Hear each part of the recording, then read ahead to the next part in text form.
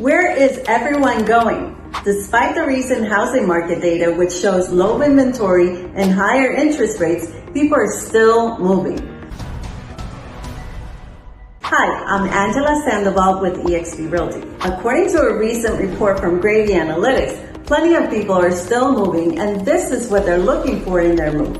Cities with lower housing costs. People are moving to more affordable areas, and this may mean relocating to another state or region. They want to live where they vacation. We have all heard the expression, live where you play.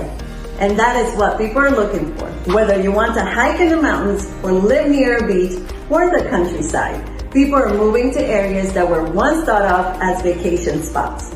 It seems that remote workers are the key demographic for people who are taking advantage of this. Yep, current data shows more remote workers are moving to more affordable areas and not worrying about commutes and how far they are from the office.